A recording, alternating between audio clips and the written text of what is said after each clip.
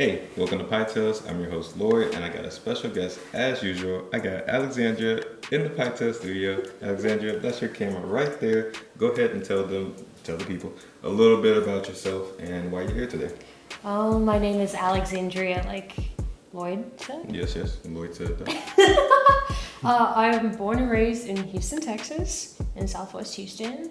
I went to the High School for Performing and Visual Arts here, and then I did my undergrad at University of Miami, and then I recently got my master's from Berklee College of Music in Boston. So You did like a lot of traveling through that Miami to Boston. Yeah, I actually my mom and I moved in a truck from Miami to Boston. So we went from the bottom of the country to the top of the country, and I was like, never again. Absolutely not. Which one was better? So we can have some clickbait. Miami. Okay. Are you kidding me? Boston sucks. Are you kidding me? I can see the title now. Boston sucks. It does. It's cold. Oh no. Okay. Well, thank you for showing up today here in Texas at the Pietales studio. Mm-hmm. Oh, Houston to be specific. Today we have macaroons. Yeah. So she told me, just don't get anything with chocolate. And I said, I could do that. There's plenty of desserts without chocolate. So, and I haven't had macarons on the show, so this is the first time they've been here. First time you've been here. Ooh. We're gonna have a good time. So, inserting a clip of macarons now. We have a birthday cake one, a red velvet one, or not strawberry. No, strawberry.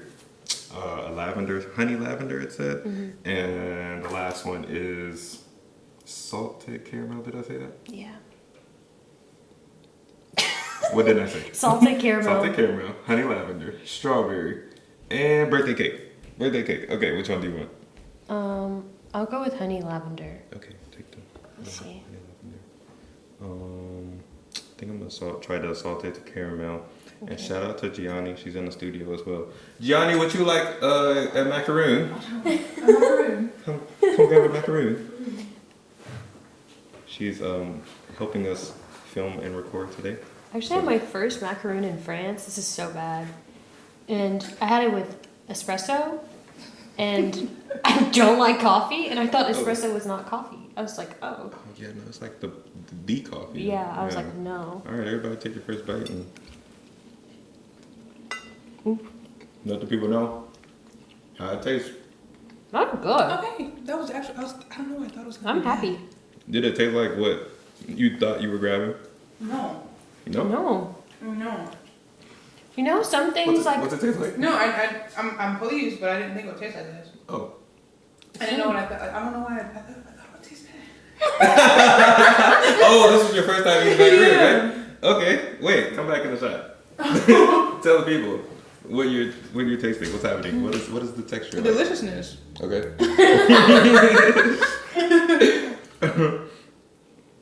It's like sweet, but like soft, but the outside is like a little crunchy. No. And there's like a little inside of it, like jelly. Yeah. Like, I don't know. It's nice. You know, usually people overdo it with lavender, and that's when I get turned off. But this has the right amount of lavender in it, so it's not too earthy. Yeah. This is, salty. Tasted caramel, salted caramel. The little inside feeling is really good. The texture is really soft and a little crunch. Yeah, that's good. Yeah, no, I'm pretty happy with that as well. I was kind of scared. I was scared that you wouldn't like it. You didn't have any expectations, so you could have been, And yeah, that's the dessert today. A little macaroon. I like that. All right.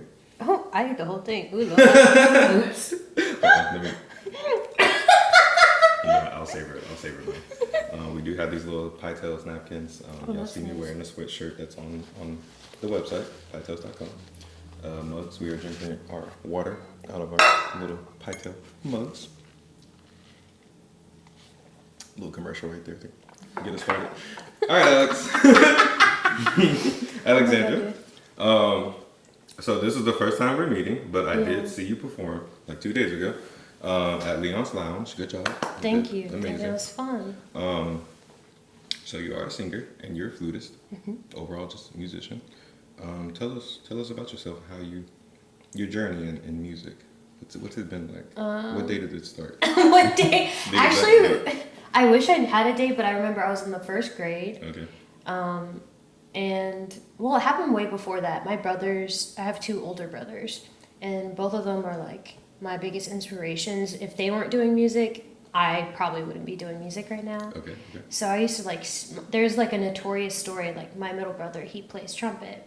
And he was taking lessons, and I used to like sneak downstairs and like listen in on his lessons because I was like, I felt left out. Not only was that I the only girl, but I also hadn't been playing music. Mm-hmm. And so I went to Parker Elementary, and in the first grade, I had seen my brothers in the band, so I was like, we would watch the like home videos, and I'd be like, oh yeah, I want to play the flute. This gonna be me one day. Yeah. Nice. And so I went down to the band director's office, and I was like, Mr. Maxey, do you have a flute? What grade was that? First grade. Okay, very proactive. I was like, do you have a flute? And he's like, yeah. I was like, can I use it? Because I want to learn how to play flute. And I was like 5 or 6. Yeah, I was 6 at the time. And so I remember I went back to my first grade teacher's class, and I showed all my friends. I said, look what I got a flute. You really went and got that flute, so yeah. Something to be proud of. Maybe like he talked to my mom or something at that point. Was like, your daughter just came into my office asking for a flute, but I gave her one. Yeah. And so then from then on, I started taking lessons. I was not supposed to have a flute in my hand. I was like 3 feet tall. I could barely reach the other end of the instrument. I don't know how I made a sound because it takes a lot of air. I'm not even kidding. It takes a lot of air. Sure it is, yeah. But yeah, so I like played flute all the way up until college. I still play it. I was in the classical realm, and then I started playing jazz music with Mr. Campbell at Parker in like 4th grade, 5th like that's grade. still elementary school. Okay. Yeah, which is like insane to see elementary school aged kids playing jazz music, but I think that's also beautiful. Did jazz speak to you, or were your brothers playing jazz? My brothers were playing jazz, but I wanted to be different. So I was like, I'm going to be like a great classical flutist. You know what I mean? I was like, that's going to be me. Yeah. I was not going to be a musician. I was going to be a doctor. I was going to be an anesthesiologist. Okay. For why? I don't know. But I was like, oh yeah, I'm going to be an anesthesiologist. I'm going to play in like the medical center symphony, like not be my brothers. That didn't work. Needless to say. So whatever, played flute, and then I started singing. I sang like my whole life, but no one took me seriously. I didn't take myself seriously. I was the one in the choir, but I never got the solos. You know what I mean? Okay. So you were there, but I was there, but like, you know, it's like she could leave. Everybody would be okay. What kept you going? No, I stopped. I didn't take it seriously. I was okay. What? Oh, and so something happened in high school. I don't know. I got really into, like, this is really sad, but I was like on Pandora. I was like on the Michael Bublé radio, and I just had listened to it so much that I learned so much Michael Bublé and like Frank Sinatra. Mm-hmm. And I was like, what am I doing? Cue the sad music. Black and white.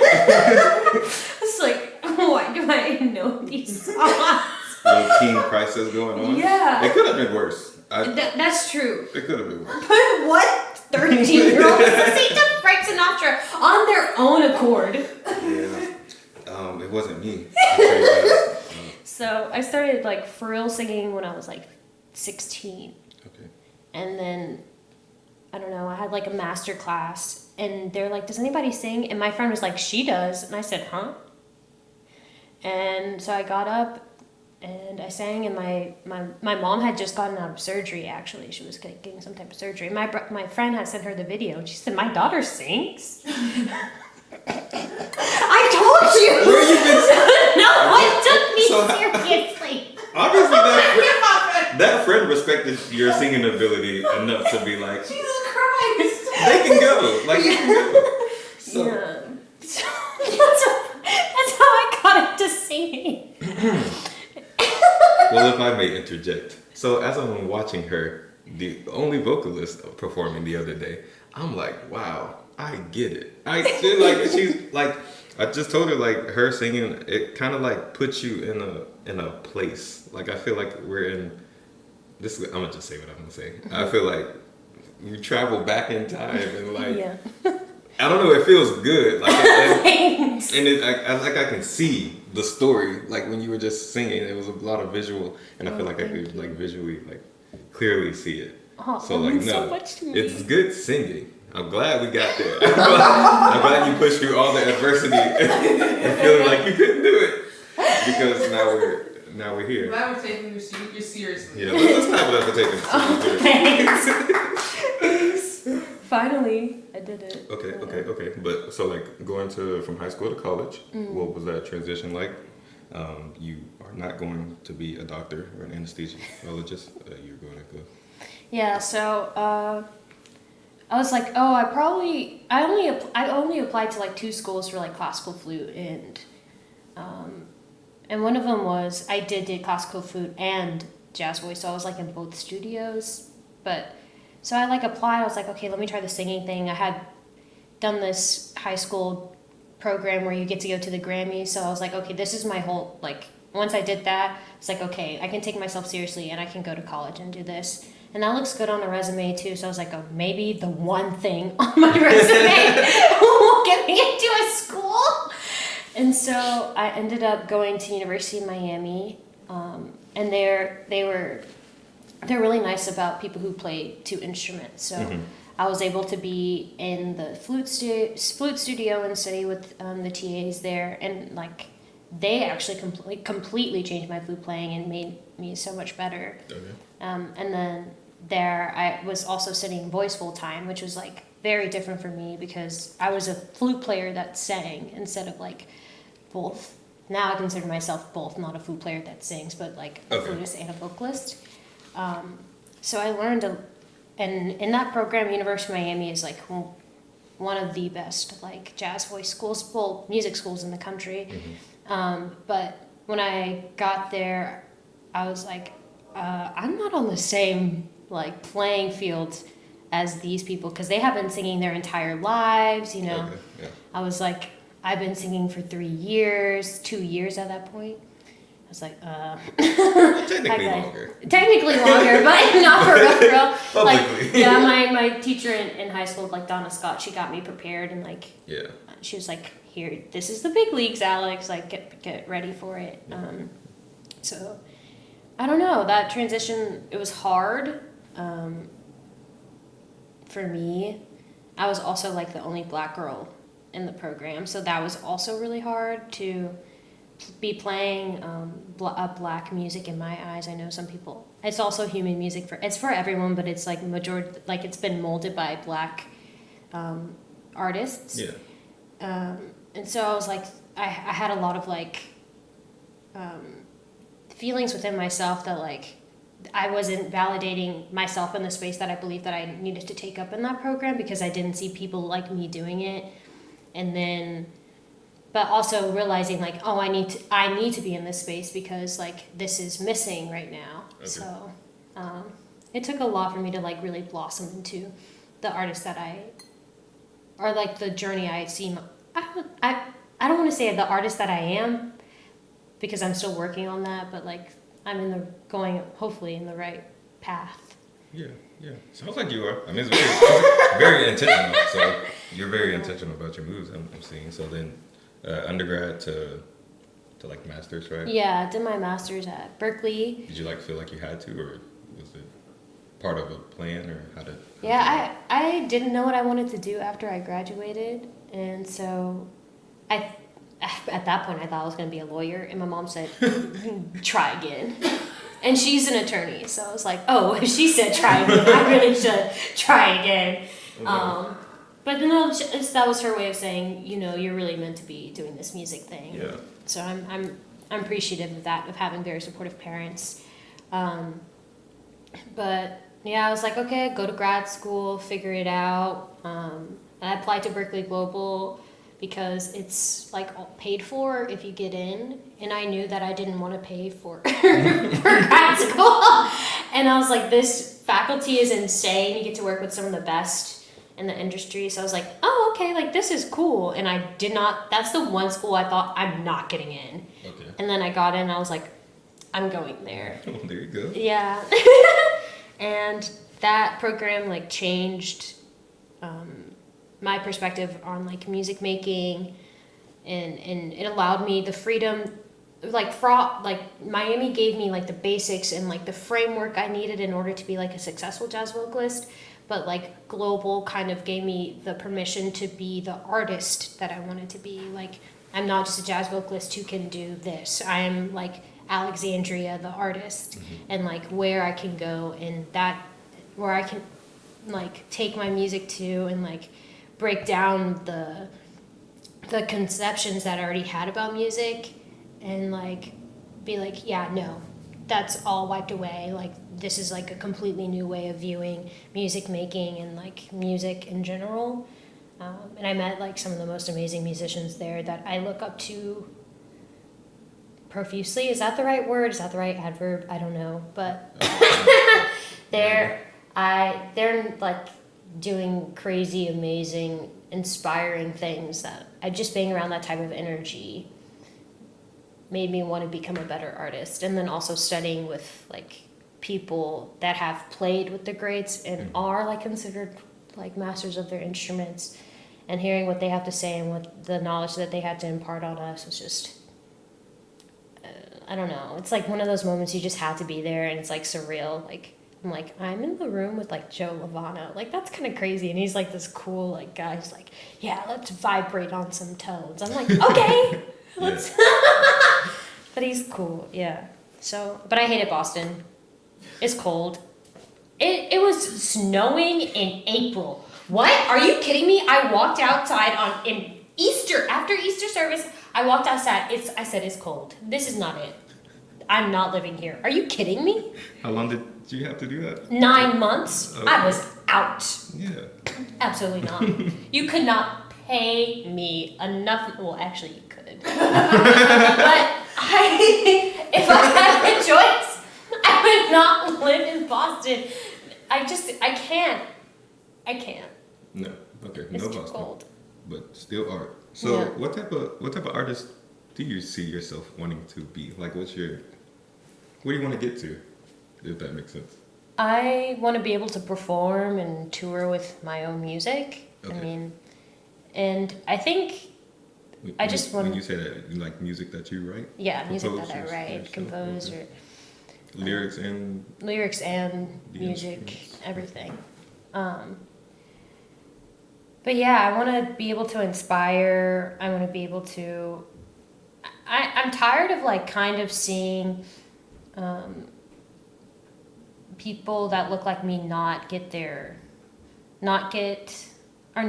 in the light that they deserve. So I want to be able to make a space, even if it's not me. Like, I want to be able to make a space for those people to like have the light. I also, I don't know, what do I see myself doing? My dream is to have like my own jazz vocal program at a college, Okay. which is part of that, like making sure that the people like that look like me have a light and like have a space to be themselves and really cultivate like their artistry. But yeah, I don't know. I've been getting that question a lot because I just moved to New York as well. Yeah. In September, and everyone's like, oh, why did you move to New York? And I was like, Better than Boston? oh yes, are you kidding me? Better food. Oh, better food. I could not do Boston food, but New York has like some, like there's this like Jamaican, sorry, tangent. There's this Jamaican place that's like right down the street from where I live, and like a meal is $6, and it slaps. I kid you not. It is so good. And those ladies know me because unfortunately I have to commute to Boston every week because I teach. Not unfortunately, I'm very fortunate to be a professor at Berklee College of Music. I love teaching, but I have to teach in Boston.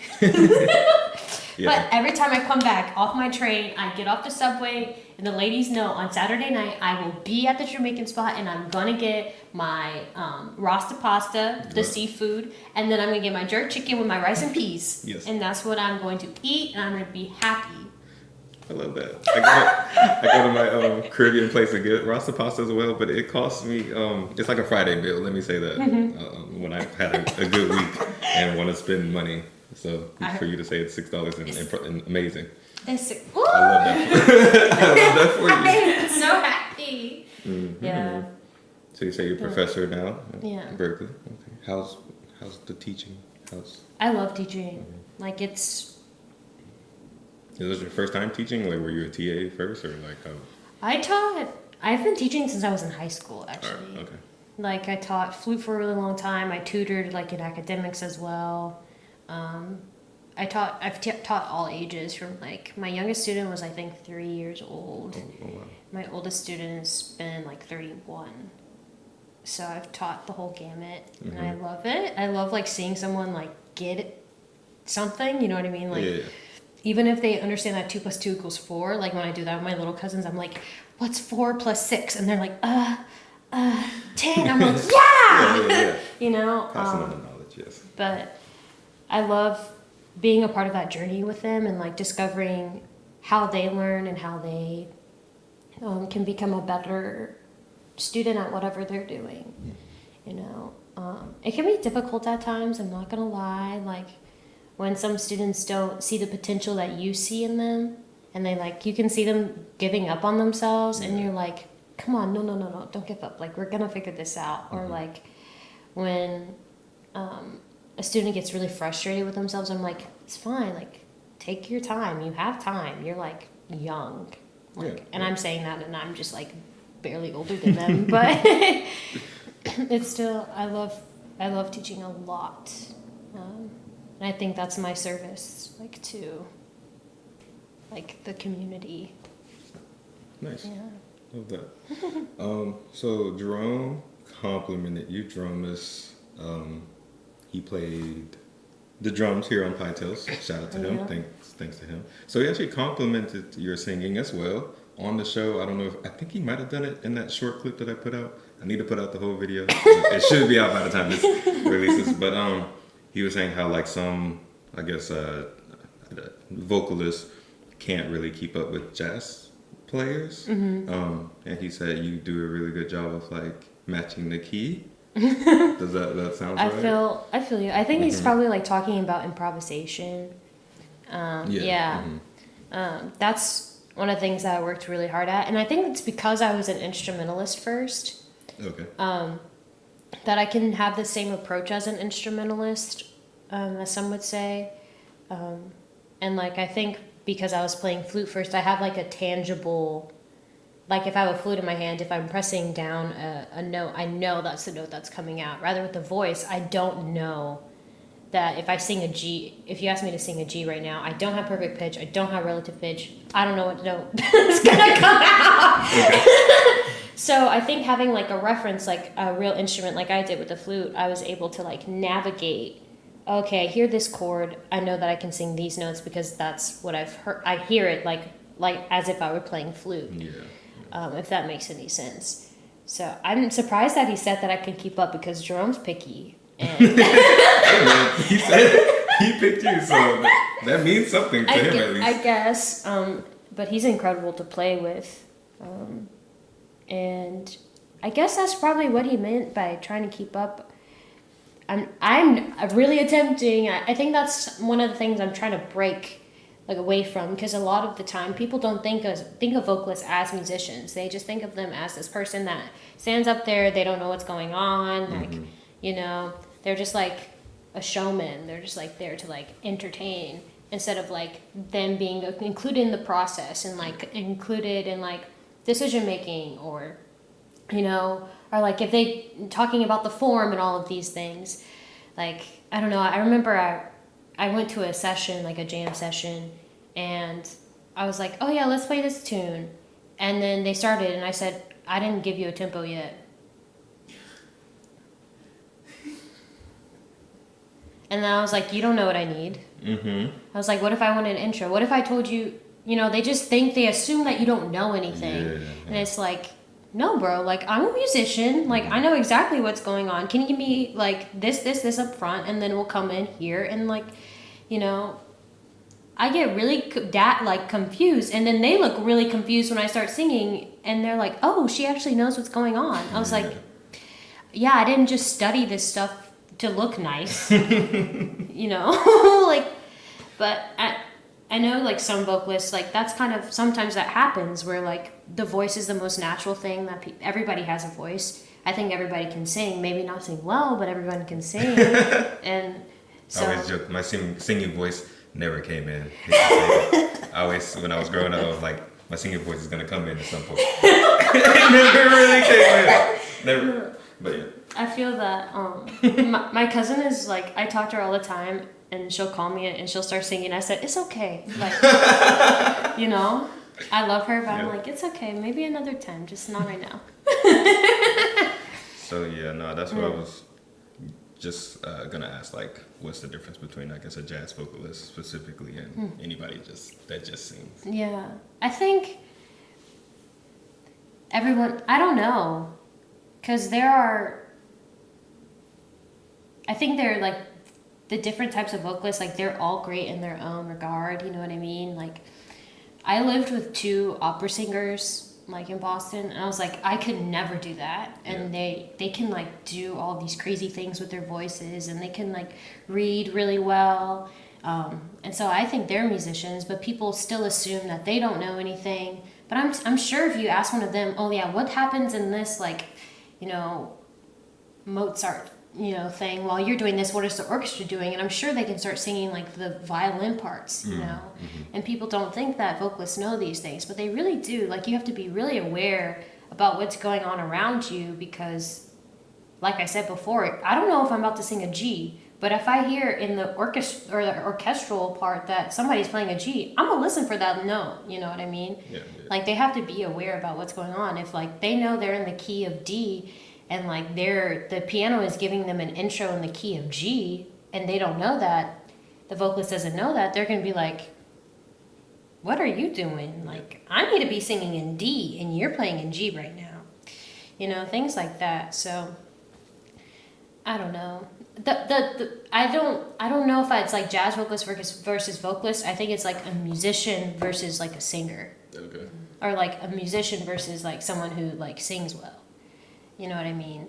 Because all those people that I mentioned before, like, they're vocalists and they know what's going on, and I think they're musicians. So many times people don't think of vocalists as musicians.